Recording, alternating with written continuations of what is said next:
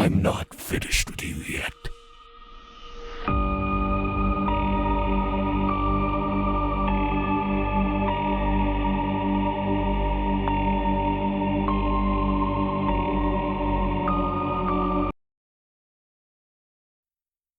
Everybody loves the woods. That is until they follow you home. When my mother came back from the military, we bought our first house, a boxy, 2-story affair on the woodsy outskirts part of town. I was 12, going on 13 then. Our neighborhood was a little off the beaten path, nestled somewhere between shaded canopy roads and miles upon miles of Tallahassee timber. After school, if I didn't have a scout meeting or any chores left, I'd hop onto my bike to find friends to hang out with. The only rule was I had to be home before the streetlights came on. Throughout all of my childhood, my folks never asked where I was going or what I was doing for the day. I guess times were different back then. My summers were spent playing in the woods with friends. It was the perfect place to turn off the world for a while. Like, you were miles away from any sort of responsibility. Nothing but dirt and adventure. We played war for hours, following deer trails, bridge jumping into freezing creeks, and always knew to get the hell out of Dodge when riders blasted their way down the trails. The last of us to move always won. Honestly speaking, we were no different than any other group of dumb kids hurting themselves for laughs and style points. Self-injury is the oldest form of amusement, after all, and for a group of skinny, bored desperados, how could we not be just a little reckless? Sprained ankles, bleeding arms, and scuffed knees were par for the course. My friend Joel once pulled a tree branch back and let it fly and hit straight into the face of Teddy Mare. It struck Teddy so hard his head whipped back and his lip inflated like a balloon. He lost his last baby tooth that day. Sometimes if we ever felt up to it, we'd make a trek to Hollow Sink Park to stare at the sinkholes that tourists came to gawk at. The park was littered with them, but we mostly went to see the dismal mall. At least we did until some kid drowned in it. A friend of mine once said he saw the boy's white face staring at him from the black water. I figured he was just full of shit. I knew the woods like the back of my hand. And other than a decent escape for us, they had always become a series of shortcuts which we used to reach each other's house, lickety-split. Hard to get lost if you memorize landmarks and stuck to the damn trail. Neglecting that is how most poor souls ended up on the news.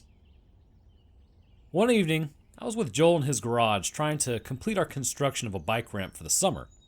Despite the sky draining to a dense bruised color, I stupidly let him razz me into staying just a bit longer to get more of the ramp done. If not for the looming threat of my old man ripping me a new one, we probably would have had it all finished, but I waved him off and rode the bike home. I decided to cut through the woods. It was my only chance to beat the automatic circuits of the streetlights that were waiting for enough light to disappear. I followed down the path as it dipped into a creek and then smoothed out into a single-track lane. Wet clods flew off my tires, the gears buzzed and jittered along the trail. I was still saving up for one of those fancier rock hoppers that riders used, but until then my clunky hybrid was enough to get me around. The sun dropped like a beacon in the distance, taking away what time I had left. I had to hurry. I kicked it up a notch, speeding through the trees and the Spanish moss that hung from them like hippies' dreadlocks. But just as I crested the brow of a hill, I suddenly had to stop.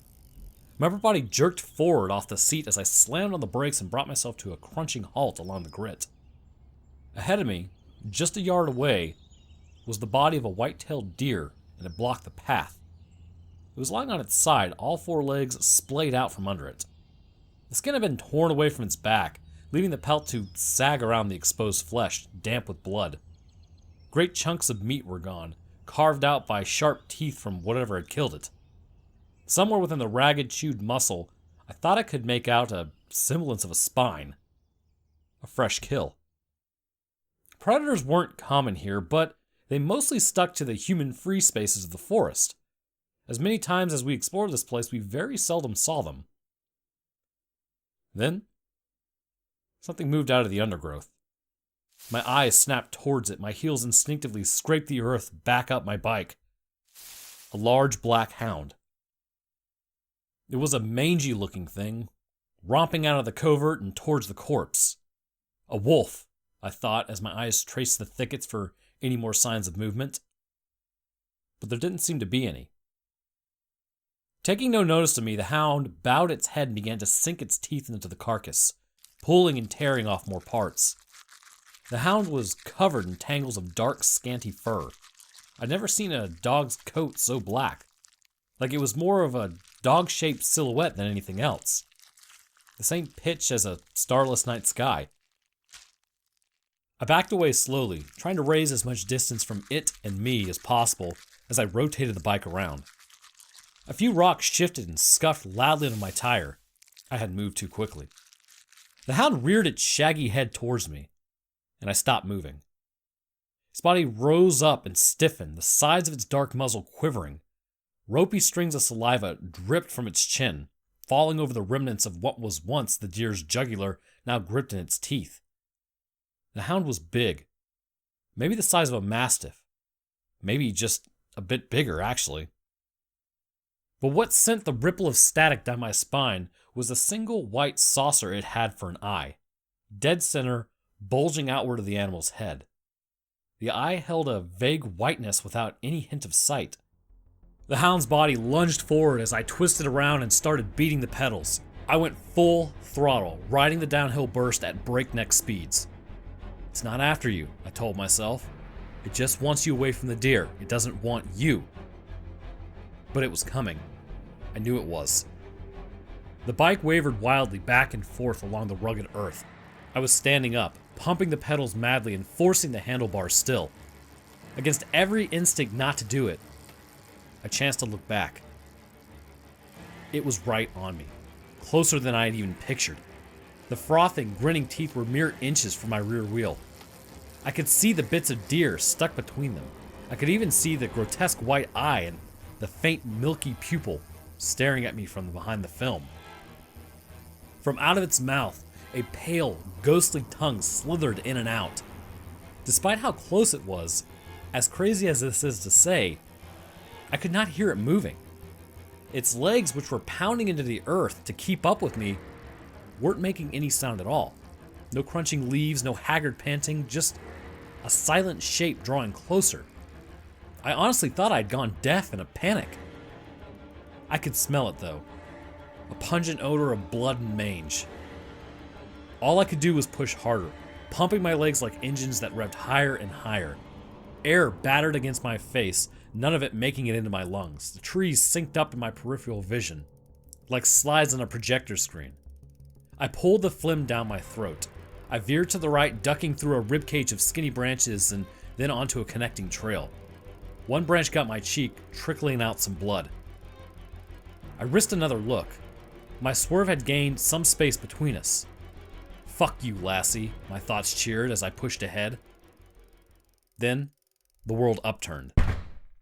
My body was flung forward like a ragdoll as I crashed headfirst into the earth. No chance to adjust or recover. I fell hard. The wind was knocked out of me. Colors and textures became red and gritty. My palms were scraped raw, both knees bleeding. I gathered my bearings, trying to put together what just happened. My bike was lying next to me. Its old chain snapped completely. The black shape of the hound was growing larger. It hadn't quit. I kicked off the dirt and broke off towards the closest, fattest tree I could find. Luckily, a large enough oak was nearby. I planted one dirt-streaked sneaker against it and then pushed up with the other. My hand stretched and managed to grab hold of one of the overhead branches. I pulled myself up and swung a leg over. At last, a sound reached me. The clack of teeth that barely missed their mark. The hound fell on its side in silence and quickly scrambled back to its feet. "Go away!" I screamed at it. "Go away!" The hound's face scrunched up into a snarl, teeth bared, yet no sound came from it. Foam dribbled over its lips, the gums as white and bloodless as the tongue they shared a space with. Why? Why was it so driven to chase after me? And why is it so freakishly silent? Because it wants to hunt. And you're the next catch, my thoughts answered. I wiped some blood off my cheek, gasping at the realization as it finally caught up with me. I shuffled on the branch, patting down my pockets and turning them inside out. My flip phone was gone. My eyes scanned around for it, eventually finding a clamshell body lying next to the broken chain left there from my tumble. Frustration flared. I smacked the trunk with the side of my fist, crunching one of the lichens growing there into flaky debris. Nobody knew where I was, save for Joel, who must have known I'd take a shortcut home. Maybe my folks would call his parents to say I hadn't made it back yet. Maybe they'd call the police and come looking for me in the woods. Maybe they wouldn't find me. I shook out the thoughts. Too many fucking maybes. I sighed, wincing at the sting in my palms. At a side glance, I had caught something on the tree carved deeply into the gray bark. No names or initials, just vague shape of a cat's head. The sun went down as more of the forest lost its color. The black hound paced and panted around the tree, its glare never leaving me. I stared longingly at the rocks surrounding us, wishing I'd been able to grab a few before climbing up so I could peg them in its face, especially at that single cyclops eye. A deformity, I thought, thinking of all the different sorts of birth defects like two-headed snakes and eight-legged goats. Still, it didn't explain how the hound was so unnaturally muted, quiet as a ghost. Night had now set in. The dark shape appeared to finally lose interest and vanished into the brush. I'd like to say I waited an hour longer in that tree, but it was probably closer to 20 to 30 minutes that I scanned the area restlessly, slowly building up the bravery to leave my roost. Somewhere beyond the thickets, a distant owl shrieked. I was ready. I made my way carefully down and planted both feet on the ground. It provided some relief, like I was one step closer to putting all this behind me. I made a few paces to my phone and scooped it up off the dirt. The screen beamed with dull life. 10 missed calls from home. No doubt they were waiting to discipline me when I got back, but that was the least of my problems. I arched my finger to return the call, and something fired out of the darkness, a flurry of silent thrashing legs and a pallid, sickly orb getting closer. I threw myself towards the tree, practically launching myself with each step as I beat desperately towards it. My hands, once again, gripped the branch and I hoisted myself up. But this time, I was too slow. Fangs found my leg and buried them deeply inside, pain welds shooting up in an erupting flare through me. Branches and leaves meshed in my vision. I let out an agonized cry as the bark splintered into my fingers, but I didn't dare let go. Somewhere in my mind, I pictured a bear trap clamping its iron teeth into Bambi. The hound, now balancing on its hind legs, shook its sizable neck muscles, trying to twist me back towards the ground. Its teeth dug further through the nerves, sending a flurry of pins and needles surging up my leg and scattering around my hip. With everything I could, I mustered my leg free up and kicked at its muzzle with my heel. Through some cosmic mercy, its jaws released. I swung my body the rest of the way up and planted myself back where the height favored me. Dark blood dripped down my leg and rolled over my sneaker. The pain heaved in waves and hot pulses. I buried my face against the gnarled bark and cried, not wanting to look at the wound, but I forced myself to peek at it. The teeth-shaped grooves left me lightheaded. "Don't faint," I snapped at myself. "Don't you dare faint." I looked down. My phone once again lay on the ground. I couldn't help but cry some more. The hound sat there and stared up at me, its bulbous cyclopean eye marking me in a world without end. Fresh blood, my blood this time, reddened the foam around its snout. It had waited the whole time, queuing itself up for me to let my guard down so it could take me out. I wasn't just trapped up there. I was a bird with a broken wing. Thank Christ the hound couldn't climb. I bit back at the tears, trying for a moment to picture myself acting tough in front of the guys. It somewhat helped. I resorted to calling out for help, hoping that just by chance someone might hear me and come looking. The hound once again vanished into the tree line, but I knew there wasn't a chance in hell I was going down from this tree again. I could still feel the beast was there, watching me from the bracken, waiting with tireless patience. For the rest of the night, I smacked away the gnats and mosquitoes trying to eat me alive. Can't say I blamed them. I was probably a smorgasbord for their tiny alien mouths. I was cold, scared, and hurting. Every so often, another spasm of pain would shoot up through my leg and fill my head with chilling thoughts. Nerve damage, infection, amputation. What if I could never run after this?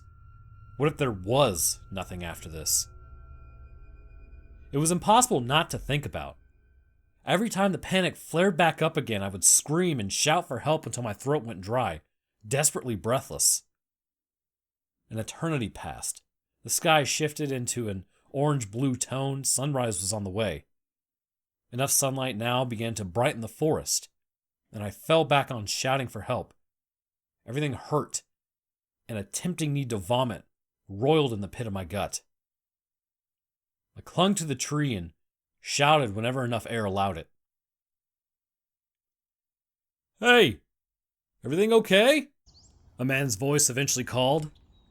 I looked down. There was a young couple parked on waspy yellow bikes, both of them wearing bright jerseys. They happened to be riding the trails that early morning and heard my cries. "Kid," the tallish man called again. "Are you okay?" "There's a dog," I shouted back. "Watch out!" Both their necks swiveled but then returned to me. The man approached my tree. The braided-haired girl remained on the trail, watching cautiously.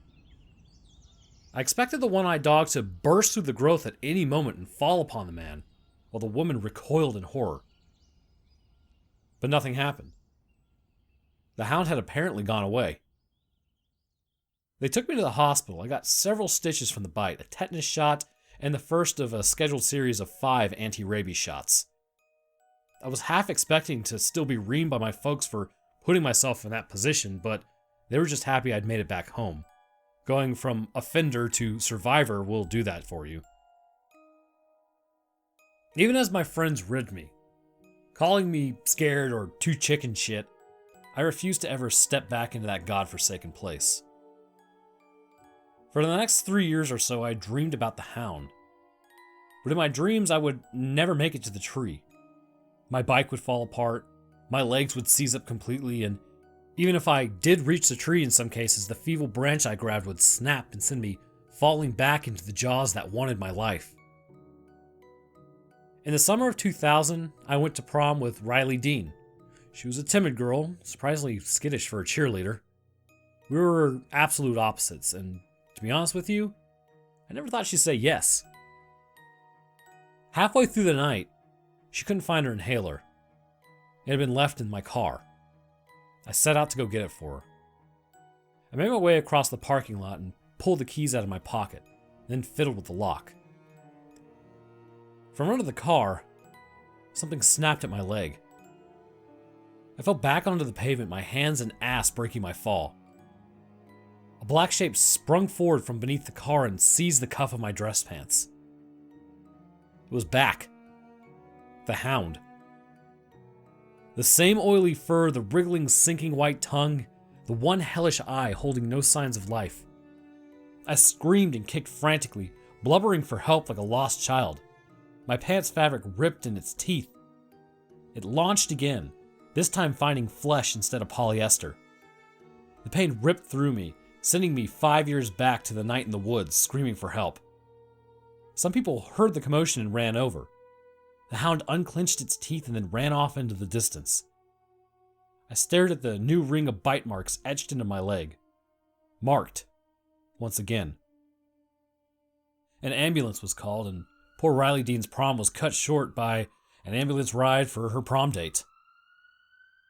I wish I could say that it was some sick stroke of bad luck, that I just happened to run into the same dog that attacked me years earlier. But it was more than that. It took me 2 years after the second ambush to realize it. I moved out of Tally and went out to state to pursue college. I couldn't afford to live on campus, so I ended up leasing a small place in a close enough town. The house had already been pre-installed with motion lights outside. One night, while I was in the kitchen, I saw the backyard sensor had gone up. Figuring it was a cat or some other small critter, I went to check it out. I opened the back door and looked out. What I saw made the glass of water slip from my hand and clatter onto the floor. All I could do was stand there, the inner parts of my throat seizing up and choking me, the sharp, mangy smell finding my nostrils again. Trauma always finds a way to come back home. The hound sat in my backyard, back once again to take another piece of me, its mouth open in a teeth-baring growl, never to make a sound. "I'm not finished," its large, lifeless eyes said. "We aren't done yet." The scars on my leg burned, marked forever and always. I closed the door and locked it, and walked upstairs to the bedroom. There was not much else I could do. For half a moment, I actually thought about calling animal control and telling them a rabid dog was loose in my yard. But the beast would be gone by then. It's always gone by then. The hound has come several times since then, bounding at me from a dark alley, leaping out from behind a tree, a shadow forever haunting me. And just how long until it bursts out of my closet, gunning for my neck? I've since bought a pistol, and the loaded chamber never leaves my side. I mean, who knows if it will even do anything against that thing? But I'll die before it manages to catch me off guard again. Sometimes I even think about going back to Tally, where I know more kids are surely playing around those woods, exploring places, running into things they shouldn't. "Go home, stay out of the woods," I shout at them. Stay the fuck out of those woods.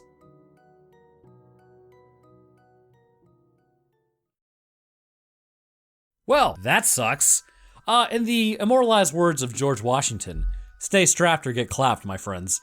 So, if you enjoyed the story, leaving a like would be great, and subbing is a great way to stay up to date on when I post. I'm still looking at the Spotify thing, and the next episode, I'm not gonna mention this because, I keep mentioning it. Anyhow, like I said, hope you guys enjoyed, and I will see you all in the next one.